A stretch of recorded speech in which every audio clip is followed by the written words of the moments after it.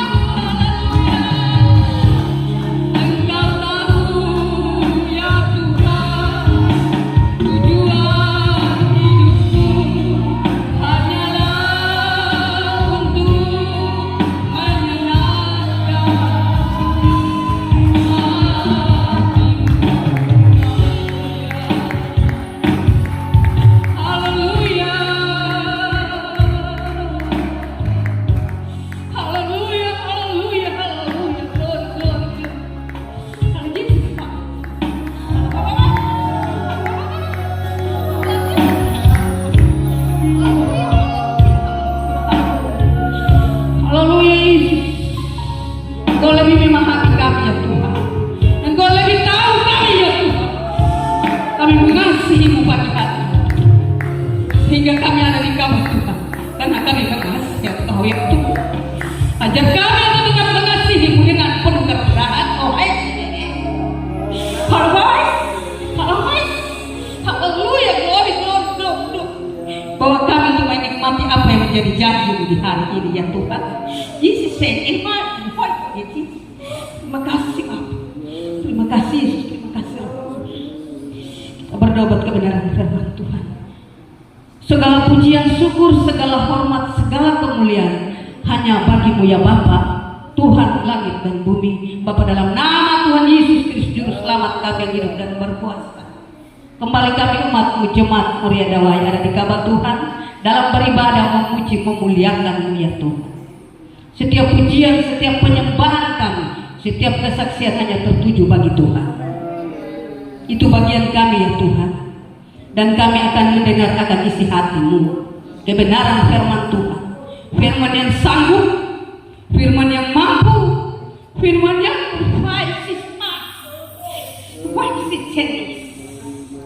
firman adalah kebutuhan kami, firman yang mampu menyelesaikan masalah dan persoalan kami, firman yang menjawab keperluan kebutuhan kami, firman yang menyelamatkan jiwa kami. Pagi hari ini kami akan dengar firman Tuhan. Untuk itu kami menyadari bahwa kami tidak benar Tuhan. Ampuni setiap kekurangan kami, ampuni setiap pelanggaran dan dosa-dosa kami.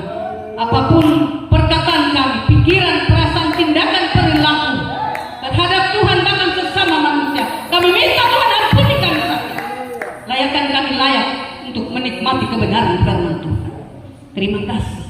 Setiap kuasa yang tidak bertanggung jawab, yang mencoba-coba mengganggu jalannya kebenaran firman Tuhan di hati kami, di pikiran, di pendengaran kami umat-Mu, kami sehati tolak dalam nama Yesus. Darah Yesus hancurkan, halaukan, bubarkan, dan kami dan Roh Kudus hadir di hati kami, di telinga kami, seluruh keberadaan kami, untuk kami menikmati kebenaran-Mu. Terima kasih hamba-Mu yang sudah siap untuk menyampaikan isi hati-Mu. Kami berdoa Tuhan, hamba-Mu manusia punya kekurangan, keterbatasan, tapi Engkau panggil, pilih, tetap. Pagi hari ini kami umat-Mu berdoa dalam nama Yesus. Pengurapan Tuhan, hikmat Tuhan memenuhi hamba-Mu di pagi hari. Setiap ucapan perkataan yang keluar dari bibir mulut hamba-Mu diberkati oleh Tuhan. Terima kasih Bapa. Pelayan pujian yang telah menyampaikan pujian Tuhan berkati, dan setiap kesaksian yang disaksikan umat-Mu diberkati oleh Tuhan. Terima kasih Bapa. Setiap pelayan altar Tuhan berkati. Kami umat-Mu sekalian, kami siap dengar firman. Sekali lagi Roh Kudus bekerja di setiap hati kami, beri kami rindu, kami haus dan lapar akan kebenaran-Mu, supaya berita Injil sebagai air hidup bagi kami, sebagai makanan yang dapat memuaskan jiwa-jiwa kami pagi. Itu doa kami, itu ucapan syukur kami. Kami mengucap syukur kepada Bapa di surga, dan juga kami akan memberi persembahan yang pertama. Berkati setiap pemberian kami, ajar kami memberi yang terbaik bagi Tuhan. Kami akan memberi dan akan mendengar firman-Mu di dalam nama Tuhan Yesus Juru Selamat kami yang hidup dan berkuasa. Haleluya, haleluya, amin. Beri pujian buat Tuhan Yesus. Haleluya.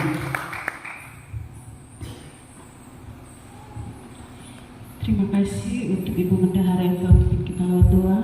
Sebelum kita mendengarkan kebenaran firman Tuhan, kita akan berikan persembahan yang pertama. Nanti umat Tuhan duduk di tempat, ada petugas yang membawakan tamu. Kita nyanyikan pujian Surga Kami Berisi. Haleluya. Hallelujah.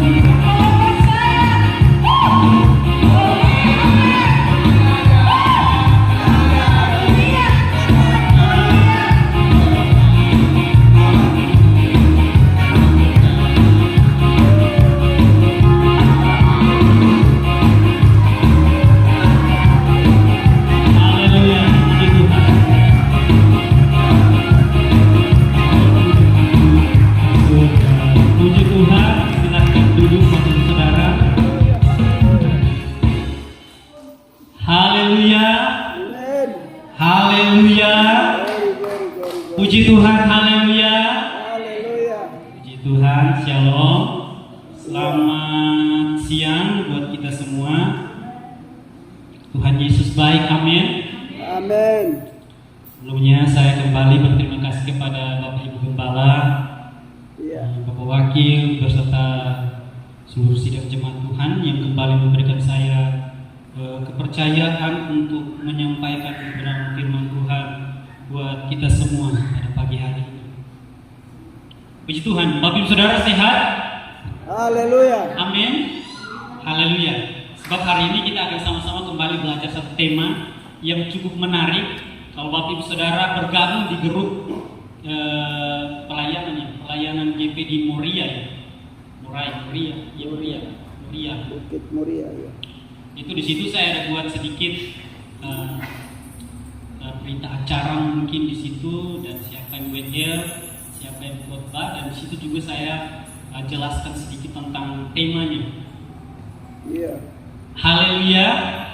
Bapak Ibu Saudara yang pakai Android mungkin bisa melihatnya. Kalau yang tidak bisa minta tolong sama keluarganya. Amin. Di situ saya beri judul yaitu pencurahan Roh Kudus. Nah, Bapak Ibu Saudara yang diberkati oleh Tuhan, kita akan sama-sama belajar tentang pencurahan Roh Kudus ini, supaya saya dan Bapak Ibu Saudara itu bisa dapat lebih lagi memahami tentang pribadinya Roh Kudus dalam kehidupan kita, supaya kita jangan salah memahami tentang konsep tentang Roh Kudus, maksud saya Roh Kudus dalam kehidupan kita. Sebab Bapak Ibu Saudara, hari-hari ini ada banyak orang yang salah persepsi tentang pencurahan Roh Kudus atau tentang pelajaran tentang Roh Kudus sendiri. Sebab Bapak Ibu Saudara, hari-hari ini kalau Bapak Ibu Saudara melihat, bahkan pun tidak sedikit para gembala yang kurang memahami akan hal ini. Ada banyak orang yang ketika diminta maju ke depan untuk berdoa, mereka masih berdoa meminta untuk Roh Kudus hadir di sini. Iya. Betul?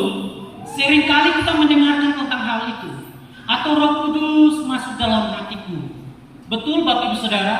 Dan mungkin kita salah satu pelaku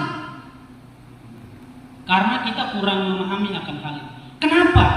Apakah salah kita berdoa meminta Roh Kudus hadir di tempat ini? Apakah salah kita berdoa supaya Roh Kudus datang lagi? Apakah salah kita berdoa supaya Roh Kudus itu hadir di tengah-tengah Bapak Ibu Saudara? Nah, kalau Bapak Ibu Saudara memiliki konsep pengertian ini dan Bapak Ibu Saudara masih berdoa, karena GPDI itu Bapak Ibu Saudara, mereka itu doktrinnya itu doktrin kalau Pantekosta itu 210 hari itu menantikan lagi Roh Kudus, supaya Roh Kudus ketika berdoa nanti Roh Kudus dicurahkan lagi dengan bebas. Nah, pertanyaan saya buat Bapak Ibu Saudara, Roh Kudus yang mana lagi yang akan datang? Atau Roh Kudus yang mana lagi yang akan memenuhi menjamah Bapak Ibu Saudara? Hari ini Bapak Ibu Saudara, saya ingin sama-sama kita belajar tentang konsep ini, supaya kita tidak salah ketika berdiri di depan berdoa, Tuhan berikan Roh-Mu lagi kepada saya. Tuhan tolong utus Roh-Mu supaya hadir. Tidak lagi Bapak Ibu Saudara. Kalau kita seperti itu maka kita belum paham. Karena Alkitab juga memberitahukan kepada kita Bapak Ibu Saudara, Roh Kudus itu sudah dicurahkan satu kali untuk selama-lamanya. Iya. Jadi saya dan Bapak Ibu Saudara yang hadir pada pagi hari ini tidak perlu lagi berdoa meminta Roh Kudus untuk dicurahkan atau berdoa supaya Roh Kudus hadir di gereja, tidak perlu lagi. Kenapa? Sebab Roh Kudus itu sudah ada dalam kehidupan Bapak Ibu Saudara. Amin. Iya. Haleluya. Nah, kita akan pelajari akan hal ini. Karena tidak banyak atau tidak sedikit orang yang salah paham akan hal ini. Sebab Bapak Ibu Saudara, munculnya pelajaran tentang pencurahan Roh Kudus ini tidak terjadi pada saat ini saja, tetapi sebelum-sebelumnya itu sudah terjadi.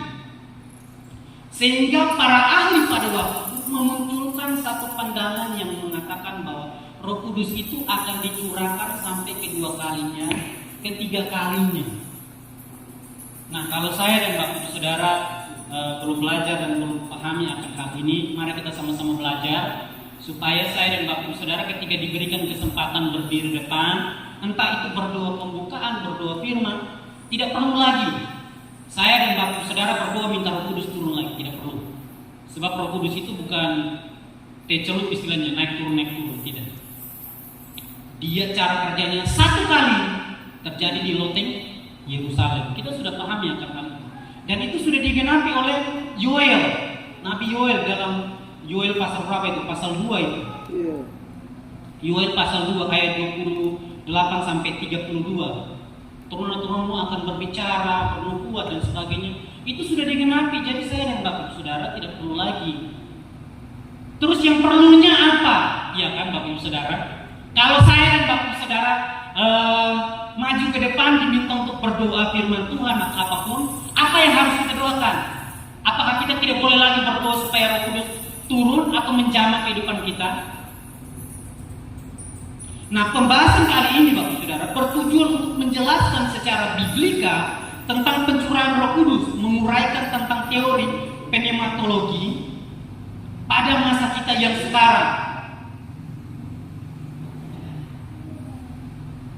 Sebab Bapak Saudara, setiap orang yang sudah lama percaya maupun yang baru percaya, bukan lagi mereka mengalami pencurahan Roh Kudus, melainkan mereka dipenuhi dan diperlengkapi.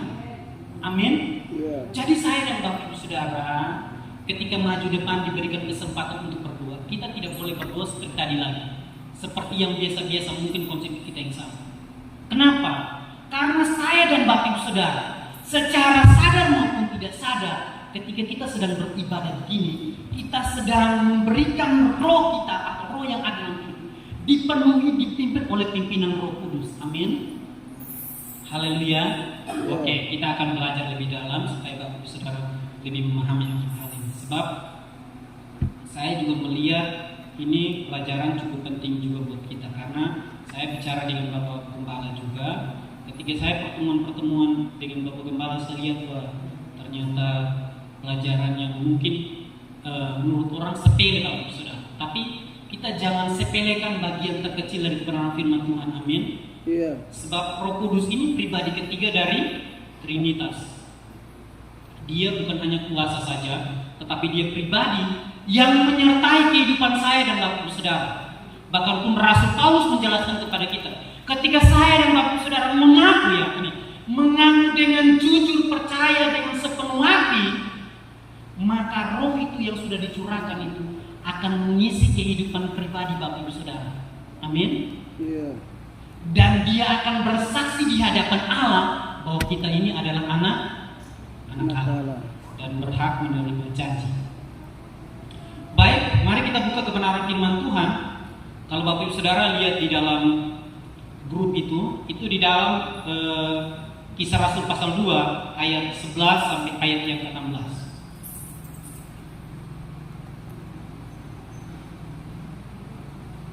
Kalau yang sudah dapat boleh bangkit berdiri. Kisah Rasul pasal 2 ayat 11 sampai ayat yang ke-16 saja. Sebenarnya kita baca dari ayat 1 sampai ayat yang ke-47 Bapak Ibu Saudara. Tapi cukup panjang dan memakan waktu. Jadi saya mengajak Bapak Ibu Saudara membaca dari ayat 11 sampai ayat yang ke-16. Saya baca ayat yang ke-11, Bapak Ibu Saudara baca ayat yang ke-12. Kita bergantian sampai ayat yang ke-16. Kisah Rasul pasal 2 ayat 11 dimulai dari saya. Baik orang Yahudi maupun penganut agama Yahudi, orang Kreta, orang Arab, kita mendengarkan mereka berkata-kata dalam bahasa kita sendiri tentang perbuatan-perbuatan besar yang dilakukan Allah. Mereka semuanya dengan kemuliaan. Lalu berkata, baik, apa ini? 13. Tetapi orang lain menyindir mereka sedang mabuk oleh anggur manis. Maka bangkitlah Petrus berdiri dengan ke-11 rasul itu, dan dengan suara nyaring dia berkata kepada mereka, hai kamu orang Yahudi dan kamu semua orang yang tinggal di Yerusalem, memohonlah bukanlah bukanku.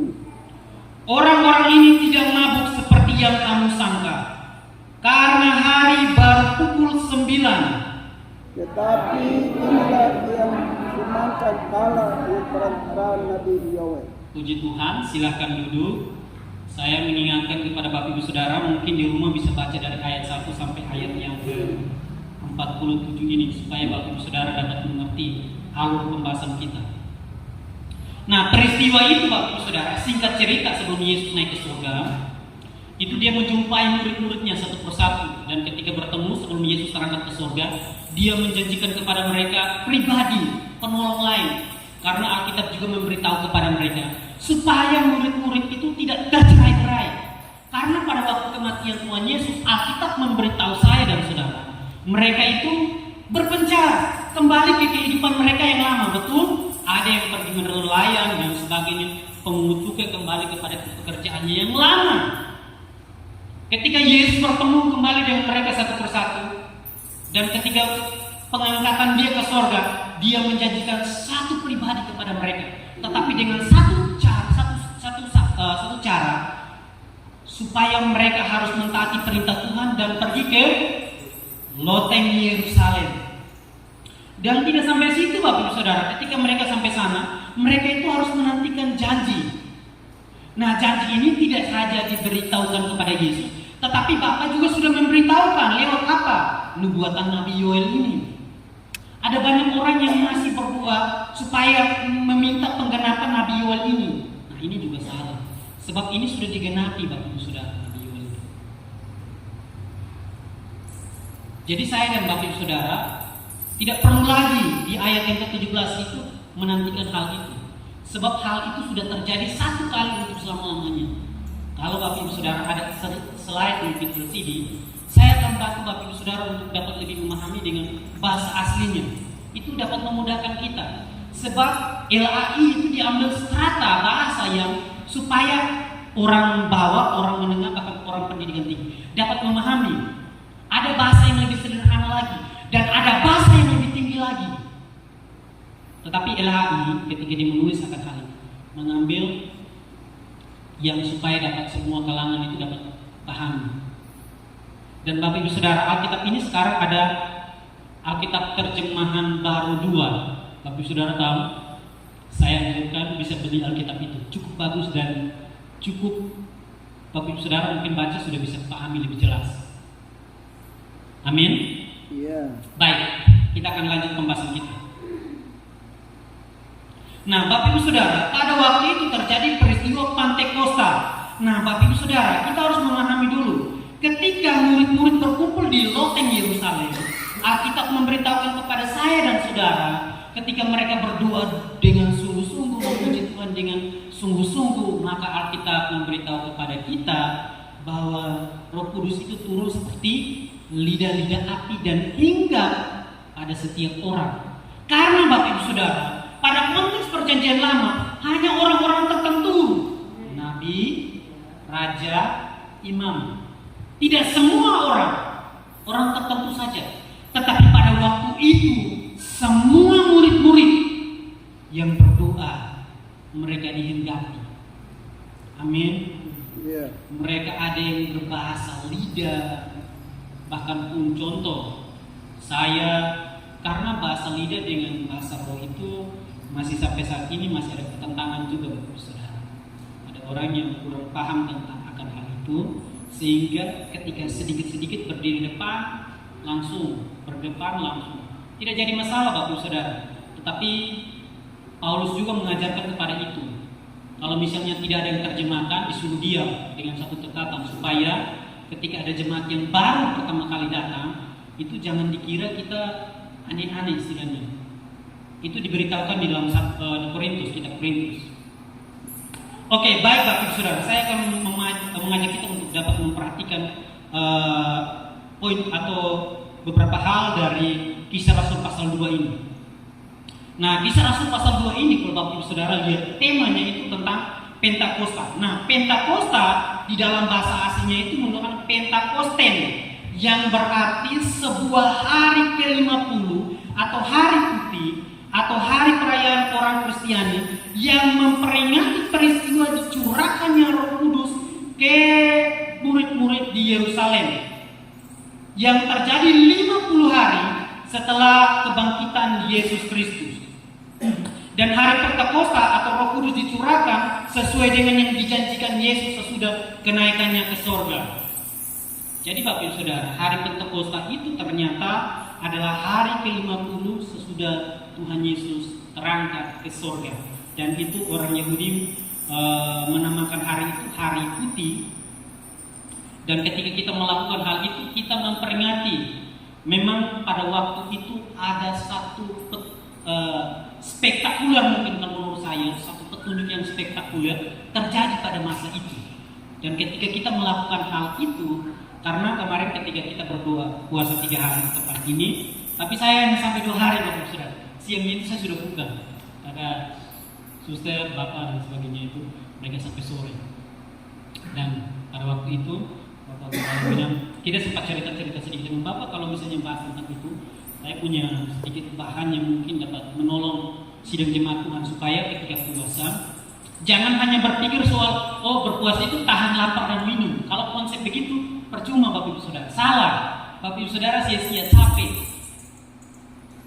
Jadi kalau konsep Bapak Ibu Saudara doa dan puasa hanya sekedar tahan lapar, tahan minum, itu salah. Dan ketika Bapak Ibu Saudara memiliki konsep ini, ketika berpuasa, maka Bapak Ibu Saudara sia-sia. Dan apa yang Bapak Ibu Saudara lakukan itu tidak berarti. Karena ketika kita memulai dengan konsep yang salah, ini bahaya. Dan saya bicara sedikit dengan Bapak Gembala. Terus kalau misalnya doa Pentakosta 10 hari itu bagaimana? Bapak Gembala bilang, tidak boleh kan? Saya bilang, boleh Bapak. Momen itu yang kita pakai untuk dapat menyampaikan kebenaran firman Tuhan dan mengajak seluruh sidang jemaat Tuhan supaya mereka lebih semangat lagi. Amin. Karena ketika momen itu kita pakai, sebenarnya itu kita sedang menyerahkan roh kita, hidup kita, supaya dipenuhi dan dipimpin oleh Roh Kudus. Amin. Bukan lagi supaya dicurahkan Roh Kudus dalam kehidupan kita. Tidak. Tetapi supaya roh kita ini dipenuhi, dipimpin kalau kita melakukan 20 hari itu. Amin, Bapak Ibu Saudara. Oke, Bapak Ibu Saudara, kita lanjut.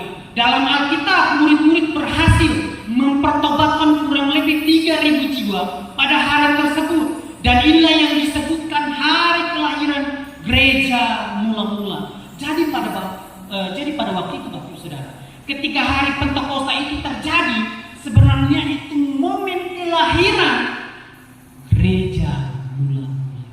Amin. Makanya gereja kita, gereja Pentakosta di Indonesia. Itu gereja mula-mula terjadi karena masanya Yesus itu sudah beralih kepada masanya Roh Kudus. Kita ini makanya disebut sudah masuki akhir zaman. Tinggal tunggu Yesus datang saja. Karena sekarang ini kan kita di masanya Roh Kudus. Kasih karunia yang melimpahkan dalam kehidupan kita. Tapi kadang-kadang orang salah memahami hal itu. Sehingga karena kasih karunia, jadi saya lakukan dosa, nanti sebentar saya doa minta maaf juga Tuhan mengampunikan. Karena kasih karunia, mereka berpikir begitu. Nah, Bapak Ibu Saudara, arti dari pencurahan Roh Kudus dalam Kisah Rasul pasal 2 ini adalah yang pertama, dasar sejarah terjadinya pencurahan Roh Kudus yang diuraikan atas pencurahan Roh Kudus yang terjadi para peristiwa sejarah, dan ini terjadi hanya satu kali untuk selama-lamanya. Jadi pengertian atau arti dari pencurahan Roh Kudus itu menguraikan kepada kita bahwa peristiwa ini memang benar-benar terjadi dan dimaksudkan atau dijelaskan hanya satu kali. Jadi saya dan Bapak Ibu Saudara tidak perlu lagi berdoa supaya Roh Kudus dicurahkan yang kedua dan ketiga kali. Amin. Dan kalau kita berdoa depan, supaya kita tidak berdoa seperti yang biasa mungkin yang kita lakukan, meminta-minta lagi. Sebab Roh Kudus itu sudah ada dalam kehidupan kita, Bapak Ibu Saudara. Amin. Jadi tidak perlu lagi kita meminta yang Roh Kudus yang mana, pertanyaan bukan begitu. Baik Bapak Ibu Saudara, mari kita masuk lebih dahulu. Nah, kalau kita melihat dari tema yang saya berikan, pencurahan Roh Kudus, saya akan memudahkan kita untuk dapat memahami tentang tema kita dengan beberapa pertanyaan. Pertanyaan pertama, bagaimanakah pencurahan Roh Kudus itu terjadi pada waktu itu? Kalau kita lihat Bapak Ibu Saudara, hal yang pertama kita baca di dalam dalam Kisah Rasul pasal 1, kita kembali ke konteks sebelumnya. Kisah Rasul pasal 1 ayat yang keempat, di situ dikatakan pada suatu hari ketika ia makan bersama-sama dengan mereka, ia melarang mereka meninggalkan Yerusalem dan menyuruh mereka tinggal di situ menantikan janji Bapa yang demikian katanya, kamu telah mendengar daripadaku. Nah, hal yang pertama Bapak Saudara, bagaimanakah pencurahan Roh Kudus dapat terjadi pada waktu itu? Hal yang pertama yang saya bagikan buat kita, karena ada ketaatan akan perintah yang Yesus sampaikan. Amin. Haleluya. Bapak Ibu Saudara mau taat? Amin. Tepuk pundak temannya dan katakan taat. Ya, taat. Kalau tidak ada dirinya, taat. Amin. Haleluya. Bapak Ibu Saudara, kalau kita balik kata taat ini mau dari kiri kanan mau ke belakang, tetap bacanya tetap taat. Tetapi ketika pelaksanaannya seringkali saya dan Bapak Ibu Saudara tidak taat. Amin. Ya. Karena Bapak Ibu Saudara, ketika Yesus memberikan satu pesan untuk mengingatkan kepada para murid supaya mereka tetap tinggal di loteng Yerusalem memuji dan menyembah Allah mereka. Kalau mereka tidak percaya sungguh-sungguh kepada Tuhan Yesus, maka saya yakin mereka tidak akan taat dan Roh Kudus itu tidak akan dicurahkan dalam kehidupan mereka. Amin. Ya. Hari ini saya dan Bapak Saudara karena taat, percaya dengan sungguh-sungguh kepada Tuhan Yesus, sehingga saya dan Bapak Saudara mau beribadah, betul? Iya. Bapak Ibu Saudara, jujur ya, kalau kita yang sudah bekerja dari hari Senin sampai hari Jumat, enaknya hari Minggu itu kita ngapain? Istirahat. Enaknya hari Minggu kita ngapain? Istirahat. Istirahat, Ya. santai, Istirahat dari refreshing. jendela, dari- Enaknya kita ke pantai, betul? Refreshing. Jalan-jalan, berenang, ajak Ya. keluarga kita mungkin bakar-bakar ikan atau mungkin apa, itu enak sekali kan? Iya. Apalagi dengan kakak Niki kita pergi pancing molo di laut. Wah, Iya. sambil vlog-vlog bikin YouTube begitu. Enak Bapak Ibu Saudara. Tapi karena saya dan Bapak Ibu Saudara percaya kepada Tuhan Yesus, amin. Iya. Ketika kita percaya kepada Tuhan Yesus, ternyata ada satu unsur di dalam terjadi ketaatan. Maka saya dan Bapak Ibu Saudara meninggalkan kenikmatan, kenyamanan diri ini, amin. Bapak Ibu Saudara datang ke tempat ini sedang berjuang melawan daging, betul? Iya. Daging itu tidak mau datang ke tempat ini, Iya. apalagi mendengarkan firman Tuhan, betul? Iya. Lebih baik di rumah nonton video, cerita sama istri anak, bercanda mungkin atau jalan-jalan. Itu lebih enak dan itu lebih yang dibutuhkan tubuh. Iya. Tetapi karena saya dan Bapak Ibu Saudara taat akan janji Tuhan, amin. Iya. Dan kalau kita beribadah pada pagi hari ini Bapak Ibu Saudara, secara tidak langsung sebenarnya roh Bapak Ibu Saudara itu sedang diberi makan, dipenuhi, dikuatkan supaya roh Bapak Ibu Saudara Haleluya. itu terus dibimbing oleh Iya. Allah, oleh Roh Kudus dalam kehidupan kita, amin. Iya. Karena Bapak Ibu Saudara, dari hari Senin sampai hari Sabtu, saya mau tanya, siapa yang di sini bangun pagi berdoa? Siapa yang di sini malam sebelum tidur berdoa?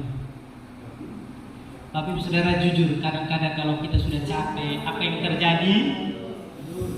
Bantar peluk itu kayak empuk sekali. Amin. Iya. Jangankan mau berdoa, apalagi mau pegang Alkitab. Aduh, Alkitab itu bisa jadi obat tidur yang nyenyak, betul? Haleluya. Iya. Ada orang jemaat itu yang bertanya kepada saya, Bapak Gembala, kalau saya tuh kalau susah tidur ketika saya baca Alkitab itu mata saya tuh langsung 5 menit saja itu langsung tertidur. Pokoknya 5 menit saja langsung tertidur. Ada yang begitu Bapak Saudara. Jadi Alkitab itu dijadikan obat tidur. Karena ketika Bapak Saudara baca, iblis bekerja juga di dalam. Dia tidak mau Bapak Saudara paham akan ini. Amin. Iya. Jadi cepat sekali kalau Bapak Saudara mengantuk itu. Tapi saya percaya Bapak Saudara yang taat terus datang beribadah pagi hari ini adalah Bapak Ibu Saudara yang mau meninggalkan kenyamanan pribadi, amin. Taat Bapak Ibu Saudara seperti murid-murid, mereka taat, mereka mempercayakan hidup mereka sepenuhnya kepada Tuhan, mereka mempercayakan hidup mereka sepenuhnya kepada pimpinan Roh Kudus. Sebab ketika mereka beribadah, ketika kita beribadah Bapak Ibu Saudara, Alkitab juga memberitahu kepada kita bahwa itu menjadi berkat buat hidup yang ini dan hidup yang akan datang. Singkatnya, intinya, ketika Bapak Ibu Saudara beribadah hari ini, itu akan menuntun atau menyertai kehidupan Bapak Ibu Saudara beberapa waktu ke depan. Jadi kalau Bapak Ibu Saudara tidak beribadah hari ini, maka saya bisa katakan Bapak Ibu Saudara adalah pribadi-pribadi yang sombong, menganggap diri bisa berjalan sendiri tanpa Tuhan. Iya. Tetapi pagi hari ini kita luar biasa, amin. Kalau kita ada di tempat ini karena Bapak Ibu Saudara bukan pribadi-pribadi yang sombong, amin. Karena menyadari betul hidup ini kasih karunia Tuhan, amin. Haleluya. Yang berikut Bapak Ibu Saudara, ternyata dalam unsur ketaatan itu ada yang namanya juga kedisiplinan, betul? Iya. Bapak Ibu Saudara, murid-murid ketika mereka menantikan hal itu, mereka tidak duduk diam Bapak Ibu Saudara, tetapi mereka memuji menyembah Allah itu siang dan malam dan berdoa. Ini ada kedisiplinan di dalam. Nah, Bapak Ibu Saudara mau jadi pribadi-pribadi yang disiplin, amin. Haleluya. Haleluya. Bapak Ibu Saudara mau jadi pribadi-pribadi yang disiplin, amin. Iya. Kalau kita mau jadi pribadi yang disiplin, yang pertama kita harus percaya sungguh-sungguh kepada Tuhan Yesus. Yang kedua, unsur dari ketaatan ini ada kedisiplinan di dalam. Disiplin banyak Bapak Ibu Saudara, soal waktu, soal apa lagi? Banyak sekali. Iya. Kalau di tempat kerja saya dan Bapak Ibu Saudara datang terlambat, apa yang terjadi? Sanksi. Ada sanksi, ada yang pulang. Mungkin karena gerbangnya tutup. Iya. Kalau Bapak Ibu Saudara yang masih berpendidikan, terus sekolahnya itu ada pagar dan tidak masuk seenaknya saja, ketika datang terlambat apa yang terjadi? Berlutut, kadangkala mungkin disuruh berdiri, atau kadangkala diberikan sanksi sebab dan lainnya itu disuruh pulang. Nah, Bapak Ibu Saudara, di gereja kita juga ada disiplin waktu, betul? Iya. Saya menghimbau dan mengingatkan kepada kita, mari kita percaya sungguh-sungguh kepada Tuhan. Kalau memang ibadah di sini jam 8, mari kita mulainya jam 9. Amin. Haleluya. Puji Tuhan. Bapak Ibu saya tidak sini ya, tapi ini menjadi aplikasi buat kita. Amin. Supaya janji-janji yang Bapak berikan dalam kehidupan kita itu menyertai kehidupan kita. Jangan karena kesalahan kita, karena ketidakdisiplinan kita, seharusnya berkat yang menjadi bagian kita karena ulah kita tidak dapat. Bapak Ibu Saudara beribadah hari ini sebenarnya Allah sedang memberikan berkat teristimewa buat kamu. Iya. Perlindungan, kesehatan, kekuatan itu. Tapi kalau Bapak Ibu Saudara tidak beribadah, secara pribadi kan kita merasa hebat, betul? Suami bilang, tak kamu pergi saja beribadah, biar saya di rumah. Atau istri bilang, papa ini hari beribadah, biar mama yang masak di rumah. Saya harap ketika kita beribadah, paling tidak suami, istri, anak-anak semua ikut, amin. Iya. Supaya jangan istri anak saja yang sampai di suami. Suami depan pintu lagi. Haleluya. Iya, ini cukup keras, tapi saya harap menjadi pelajaran penting buat kita supaya kita belajar disiplin dalam hal-hal yang Tuhan percayakan dalam setiap kehidupan kita, baik waktu dan sebagainya. Yang berikut Bapak Ibu Saudara, bagaimanakah pencurahan Roh Kudus itu bisa terjadi pada waktu itu? Bagaimanakah saya dan Bapak Ibu Saudara bisa dipenuhi atau dipimpin oleh Roh Kudus pada hari ini kita beribadah? Yang berikut Bapak Ibu Saudara, itu ada ketekunan sehati dalam berdoa bersama-sama. Di ayat yang ke-14, Kisah Rasul pasal 1 ayat yang ke-14. Di situ mereka semua bertekun dengan sehati dalam doa bersama-sama. Mereka dengan beberapa perempuan serta Maria dan sebagainya. Jadi Bapak Ibu Saudara, ketika Yesus menyampaikan hal itu kepada murid-murid, tidak hanya murid-murid saja, tetapi ada perempuan-perempuan yang menyertai mereka. Mereka sehati sepikir dalam doa pujian penyembahan. Ada ketekunan di dalamnya. Bapak Ibu Saudara, kalau pada waktu itu mereka dicurahkan, tetapi pada saat kita beribadah sekarang bukan dicurahkan lagi, tetapi kita dipenuhi dan dipimpin. Amin. Jadi bagaimana caranya supaya saya saya dan Bapak Ibu Saudara itu dapat dipenuhi, dapat dipimpin. Yang pertama, yang kedua, kalau yang pertama harus ada taat, dan kata taat itu ada 2 unsur tadi, percaya dan ada disiplin. Yang kedua ini ada ketekunan. Nah, ketekunan ini ada kesaktian. Contoh Bapak Ibu Saudara, kemarin kami dua puasa itu ada Bapak Ibu Gembala, terus ada Tante di belakang sana. Kalau saya lupa namanya, tapi saya ingat itu istrinya yang istrinya Pak Tukangnya. Maaf, saya ingat itu. Oh, bendahara, betul. Dan kata suster, kita berdua, waduh Bapak Ibu Saudara, kita menikmati betul lawatan Tuhan jamaah. Iya. Kita dipenuhi, kayak roh kita diberikan kekuatan, diberikan semangat. Sampai-sampai ada yang menangis, teriak, tidak rasa malu di kanan, tapi bersuka cita, amin. Iya. Itu sedang dipenuhi. Jadi jiwa roh kita dihiburkan, diberikan satu kekuatan. Tidak Iya. malu lagi Bapak Ibu Saudara, amin. Iya. Kita sedang mendapatkan satu kekuatan yang baru. Nah, saya rindu Bapak Ibu Saudara, gereja kita ini kan hari Jumat ini kan ada 2 puasa. Bapak Ibu Saudara yang ada waktu, boleh sama-sama datang beribadah, ambil bagian dalam hal ini. Jangan tunggu pas ada masalah baru mau 2 puasa supaya Tuhan cari jalan keluar. Iya. Haleluya. Karena jangan sampai Tuhan bertanya, kamu senang di mana? Nah, ini masalah lagi kan? Iya. Jadi dalam situasi kondisi apapun, mari kita pergunakan waktu sekarang. Ini ada ketekunan, mereka sehati. Nah, Bapak Ibu Saudara, memang betul kita berdua di rumah bisa, tidak jadi masalah. Tetapi ingat, saya pernah khotbahkan di sini. Ketika dalam situasi, ada satu situasi di mana Tuhan izinkan masalah itu terjadi. Contohnya apa? Ayub itu orang setia dan soleh. Allah memberikan izin kepada iblis untuk dicobai. Nah, kalau Bapak Ibu Saudara tidak berkumpul bersama begini, mudah sekali dipatahkan. Satu lidi gampang sekali dipatahkan, betul? Iya. Tapi kalau satu lidi yang banyak itu, lidi-lidinya banyak, susah betul Bapak Ibu Saudara kita patah. Amin. Nah, kalau kita beribadah begini Bapak Ibu Saudara, sebenarnya kita saling menguatkan satu sama lain dalam alam roh. Amin. Jadi penting sekali beribadah di gereja Bapak Ibu Saudara. Jadi mari Bapak Ibu Saudara ambil bagian dalam wadah-wadah yang sudah dibentuk, ibadah minggu, ibadah apa lagi di sini, pemuda remaja, 2 puasa, 2 rumah tangga, persekutuan kaum pria, kaum wanita. Tolong ambil bagian dalam hal ini. Bukan untuk menyenangkan Bapak Gembala, Ibu Gembala, bukan. Iya. Untuk pribadi Bapak Ibu Saudara sendiri, serius. Iya. Jadi tolong sekali supaya Bapak Ibu Saudara bertumbuh. Karena Bapak Ibu Saudara bertumbuh, kami para gembala berbahagia, amin. Karena ketika ada masalah Bapak Ibu Saudara kuat. Oke, itu pertanyaan pertama dan beberapa poin. Yang berikut.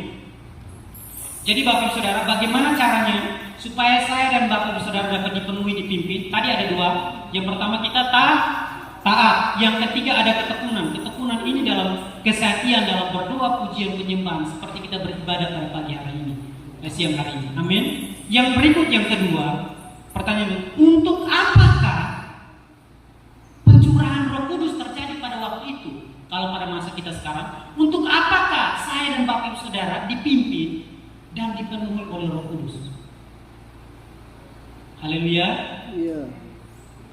Poin yang pertama yang saya ingin bagikan buat kita, untuk apakah pencurahan Roh Kudus terjadi pada waktu? Yang pertama, untuk mengingatkan kepada orang-orang percaya bahwa pernah terjadi peristiwa besar dan itu hanya satu kali untuk selama-lamanya.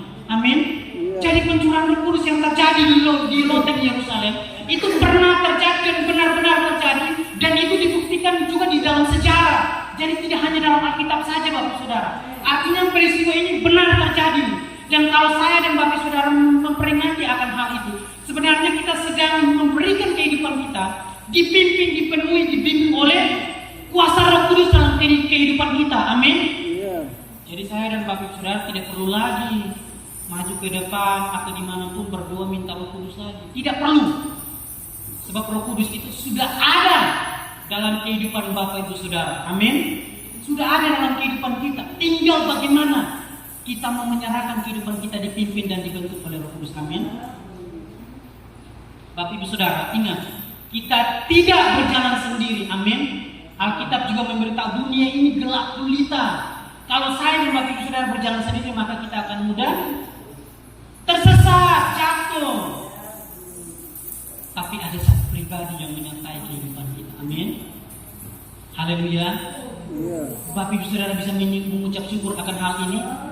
Bapak Ibu Saudara lihat kesaksian demi kesaksian tadi. Kalau bukan karena pribadi Roh Kudus yang menuntun menyertai mereka, mampukah mereka berdiri di depan untuk bersaksi? Jadi Bapak Ibu Saudara, kalau masih ada sampai saat ini diberikan satu tanggung jawab kepercayaan, jangan menganggap ini semua karena saya yang paling hebat. Itu Bapak Ibu Saudara secara tidak langsung itu mulai pelan-pelan akan menurun. Bahaya. Amin. Jangan kita menyombongkan diri di hadapan Tuhan. Mari Bapak Ibu Saudara, kita mengingat akan hal ini dan menjadi satu peristiwa penting dalam setiap kehidupan kita. Sebab pencurahan Roh Kudus di hari Pentakosta adalah suatu peristiwa satu kali untuk selama-lamanya. Sejak saat itu Bapak Ibu Saudara, Roh Kudus itu bekerja baik di dalam gereja maupun di luar gereja Bapak Ibu Saudara. Jadi tidak perlu lagi saya dan Bapak Ibu Saudara itu seperti tadi saya ingatkan berdoa supaya meminta Roh Kudus lagi hadir di ruangan ini, hinggap di mungkin atau masuk dalam kehidupan Bapak Ibu Saudara. Tidak perlu lagi, sebab Roh Kudus itu sudah ada dalam kehidupan pribadi kita. Amin. Haleluya. Bapak Ibu Saudara bisa paham akan hal ini? Amin. Yang berikut Bapak Ibu Saudara, yang kedua, untuk apakah pencurahan Roh Kudus terjadi pada waktu itu atau pada saat kita sekarang? Untuk apakah saya dan Bapak Ibu Saudara itu dipenuhi dan dipimpin oleh Roh Kudus? Yang kedua, untuk menginsafkan dunia akan dosa, untuk menginsafkan saya dan Bapak Ibu Saudara akan dosa yang kita perbuat. Jadi saya dan Bapak Ibu Saudara dalam penantian akan Yesus Kristus, pengiringan kita akan pelayanan akan Yesus, menantikan Dia datang kali yang kedua, bukan berarti kehidupan kita baik-baik saja, akan suci-suci saja. Sebab Alkitab juga memberitahu kepada kita, ketika kita tahu yang baik atau yang benar, tetapi ketika kita tidak melakukan, kita berdosa. Itu sebabnya Bapak Ibu Saudara, ketika kita beribadah, memuji memuliakan nama Tuhan seperti pada saat ini, sebenarnya Roh Kudus sedang bekerja dalam kehidupan kita, menginsafkan kita, mengingatkan kepada kita setiap dosa dan kesalahan kita. Amin. Sebab pekerjaan Roh Kudus yang pertama ialah menginsafkan orang akan dosanya. Kita baca di dalam Kisah Rasul pasal 2, kita kembali Kisah Rasul pasal 2 ayat yang ke-37 sampai 38. Saya minta kerjasamanya Bapak Ibu Saudara, mungkin bisa bantu saya membaca Kisah Rasul pasal 2 ayat 37 sampai ayat yang ke-38. Satu orang dengan suara keras bisa bantu saya baca Kisah Rasul pasal 2. Kisah Rasul pasal 2 ayat 37 setiap 8 dengan Tuhan. Ketika mereka mendengar hal itu, hati mereka sangat terharu. Lalu mereka bertanya kepada Petrus dan rasul-rasul yang lain, apakah yang harus kami perbuat, saudara-saudara? Jawab kepada mereka, bertobatlah dan hendaklah kamu masing-masing memberi dirimu dibaptis dalam nama Yesus Kristus untuk pengampunan dosamu, maka kamu akan mendapat karunia Roh Kudus. Amin, puji Tuhan, haleluya. Haleluya Bapak Ibu Saudara.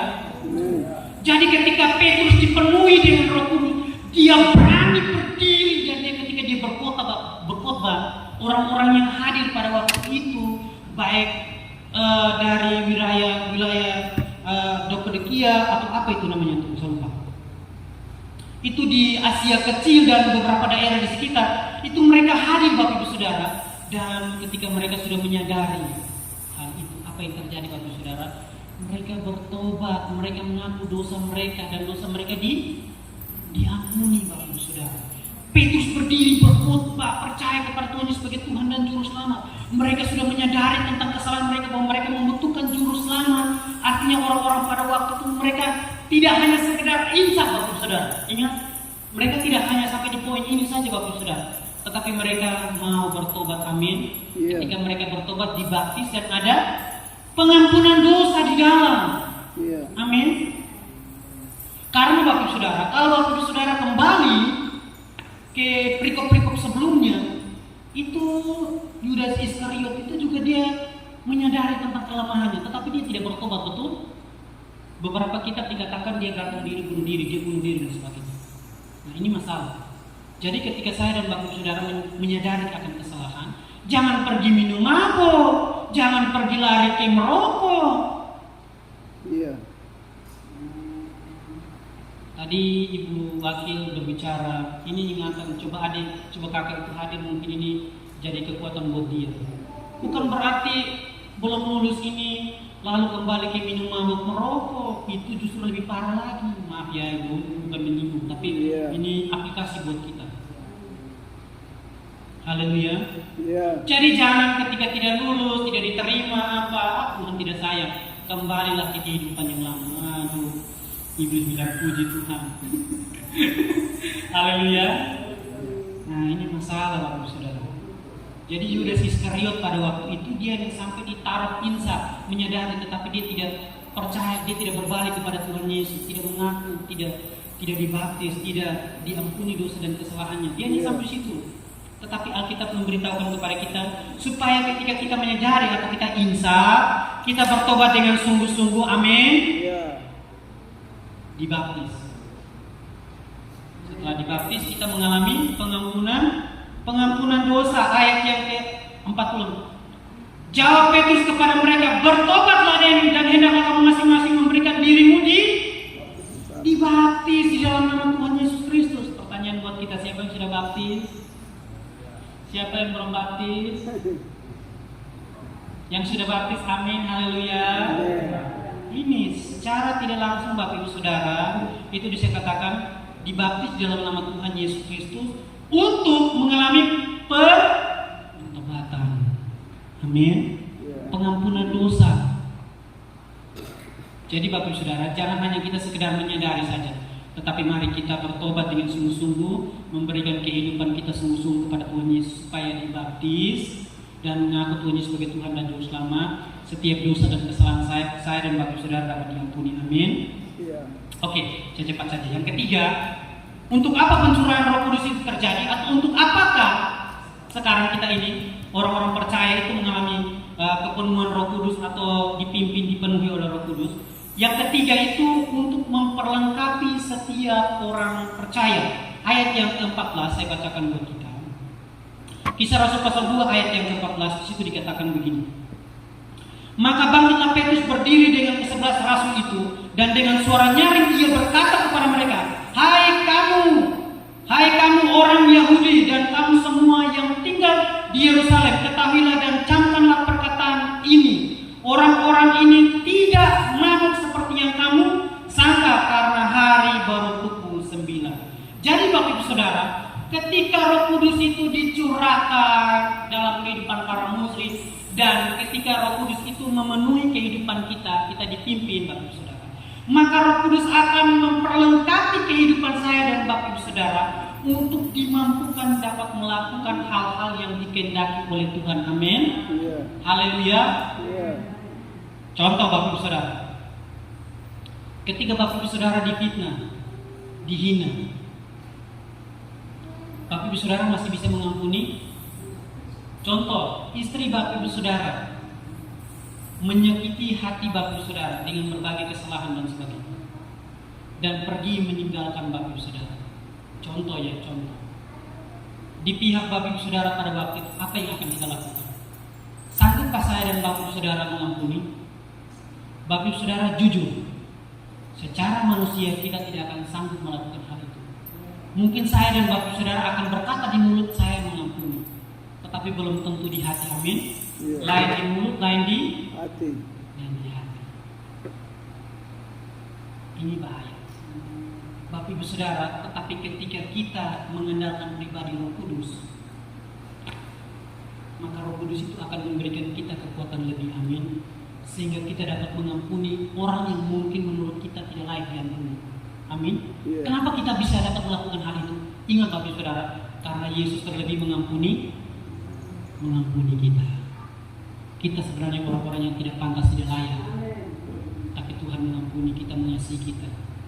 Kita dari orang-orang berdosa diangkat menjadi anak Allah. Luar biasa Bapak Ibu Saudara. Dari status yang sangat rendah, yang tidak dipandang, tidak layak, tetapi diangkat menjadi anak Allah, anak raja. Saya dan Bapak Ibu Saudara mempunyai hak yang luar biasa spesial di hadapan Tuhan. Amin. Iya Bapak Ibu Saudara, kita diperlengkapi untuk dapat mengampuni orang-orang yang mungkin menyakiti hati kita. Mungkin dalam pekerjaan kita dijatuhkan, dan seperti tadi ibu wakil tadi bersaksi bahwa uangnya di bank ditahan dan sebagainya. Mungkin secara manusia, saya berpikir ya, wah ibu wakil pergi dengan bapak wakil, pergi ke bank, mungkin bawa parang mungkin atau mana. Karena kalau bapak wakil ini saya lihat agak sedikit seram. Kita cerita bapak wakil kalau pukul meja itu hampir rusak gitu. Kalau bapak wakil pergi dengan marah ke sana, tidak ada yang bisa tahan. Haleluya.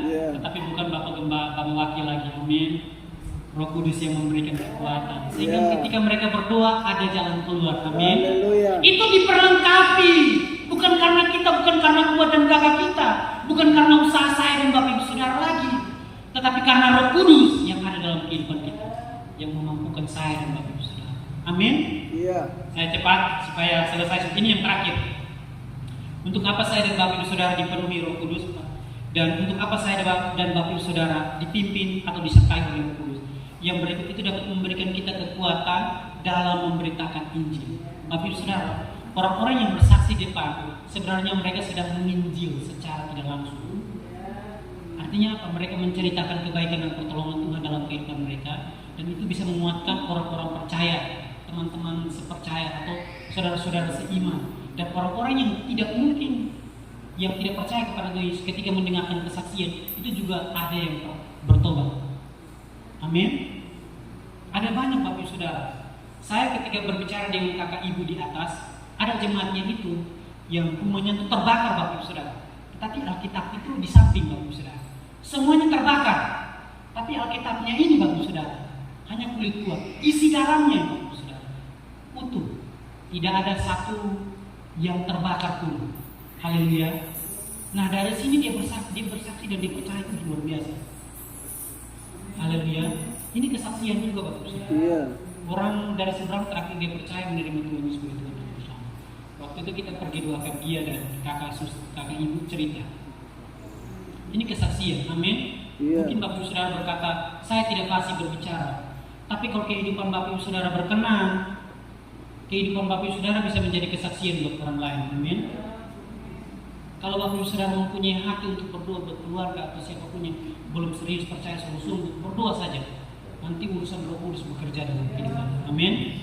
Puji Tuhan, ini 4 poin penting kiranya dapat menolong Bapak Ibu Saudara dalam bertumbuh, dan biarlah Roh Kudus dapat menuntun kita, membimbing kita. Yang pertama mengingatkan bahwa ada satu peristiwa besar yang terjadi pada waktu itu, supaya saya dan Bapak Ibu Saudara tidak mempunyai konsep yang keliru ketika berdoa. Amin. Dalam hal meminta Roh Kudus yang seperti tadi saya sudah jelaskan. Yang kedua, itu ketika kita dipimpin, dipenuhi dan dibimbing oleh Roh Kudus, maka Roh Kudus akan mengingatkan kita, menyadarkan kita, menginsafkan kita akan setiap dosa dan kesalahan kita. Amin. Dan yang ketiga itu akan memperlengkapi Bapak Ibu Saudara dalam hal sehari-hari, entah itu mengajar Bapak Ibu Saudara untuk mengasihi orang-orang lain, mengasihi saudara, keluarga dan sebagainya, mengampuni dan sebagainya. Itu diperlengkapi Bapak Ibu Saudara. Dan itu bukan kuat dan gagah Bapak Ibu Saudara, tetapi semuanya karena pertolongan Tuhan. Yang berikut diberikan kuasa dalam hal menyampaikan firman Tuhan. Bapak Ibu Saudara kalau lihat di sini dan baca seterusnya, ketika Bapak Ibu Saudara sakit, ingat berdoa terlebih dulu. Jangan langsung panggil Bapak Pendeta, jangan langsung minum obat. Amin. Kita punya Allah yang luar biasa. Amin. Berdoa terlebih dahulu, setelah itu minum obat, telepon Bapak Gembala. Amin. Jangan anggap diri lebih hebat, betul? Biarlah 4 poin ini dapat menolong saya dan Bapak Ibu Saudara supaya terus bertumbuh di hadapan Tuhan. Puji Tuhan, mari kita bangkit berdiri, pemain musik maju ke depan.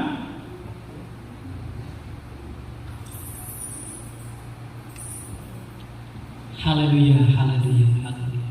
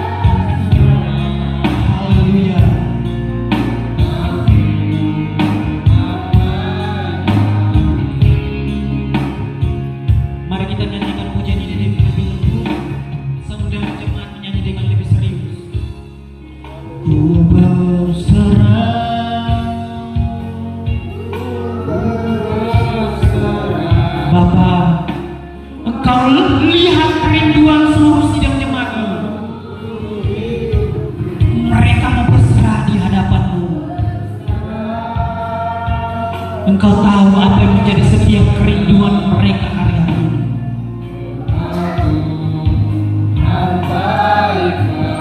Mari nyanyikan pujian ini lebih lembut lagi di hadapan hadirat Tuhan. Ku berserah, Bapa, kami mau berserah di hadapan-Mu.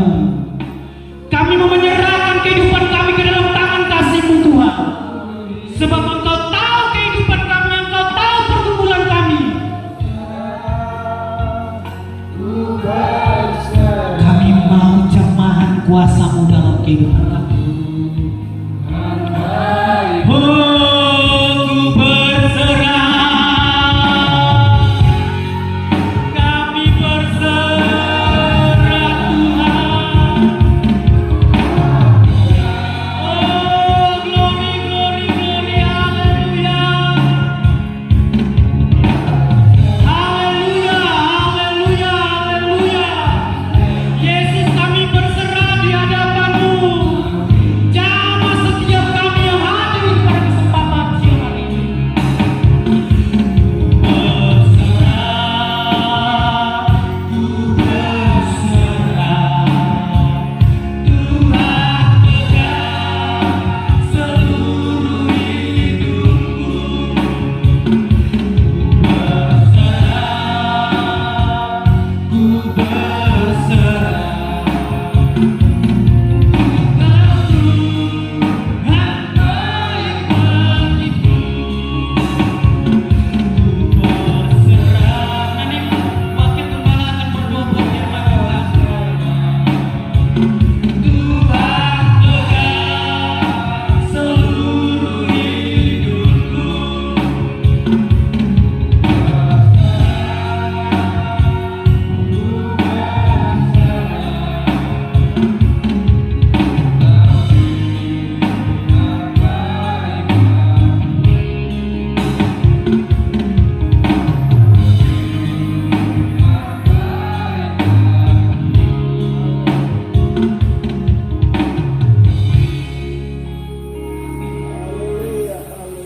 Haleluya. Haleluya. Bapa, terima kasih. Terima kasih. Bapa yang kami sembah di dalam nama Tuhan Yesus Kristus. Sudah memberi kami waktu yang terbaik untuk kami mendengarkan. Kami mengembalikan ucapan syukur kami kepadamu Bapa Ya Tuhan. atas waktu yang terindah ini. 1000 hari kami ada di luar di sana, tapi sekian jam kami ada di kabar Tuhan. Nanti kami membutuhkan Tuhan. Tuhan, jamah hidup kami dengan firman. Penuhi kami dengan firman yang sudah disampaikan oleh hamba. Dari rumah kami datang dengan berbagai macam persoalan. Ketika kami ada di Kabah tempat ini, berarti ada perubahan yang besar. Hati kami diisi oleh firman, hati kami dibekali oleh kebenaran, dan Tuhan itulah maunya. Kami percaya dan yakin bahwa tidak sia-sia firman itu diberitakan, tetapi setiap hati kami yang terbuka mau menerima firman Tuhan pada siang hari ini, berarti firman Tuhan ini masuk menjadi rema dalam kehidupan kita dan menjadi suluh dalam perjalanan hidup ini. Karena kami percaya dan yakin bahwa ketika kami tutup mata di dunia lembah air mata ini, firman inilah yang menghantar kami ke surga. Tidak ada jalan lain ke surga, hanya lewat firman ini. Terima kasih Yesus, itu adalah doa sembah harapan kami. Berkati, kuduskan firman dalam setiap hati-hati umat-Mu dan bangsa-Mu yang ada pada siang hari. Setiap pendengaran Tuhan tanam firman. Setiap hati yang terbuka, firman itu bertumbuh. Terima kasih Yesus, berkati setiap kesaksian yang sudah bersaksi tentang nama Tuhan, berarti mereka memberitahukan kebenaran Tuhan yang mereka mengalami di setiap kehidupan rumah tangga. Terima kasih Yesus. Haleluya. Kami sudah berdoa dan mengucap syukur atas firman. Dalam nama Yesus, hamba sudah berdoa dan mengucap syukur. Haleluya.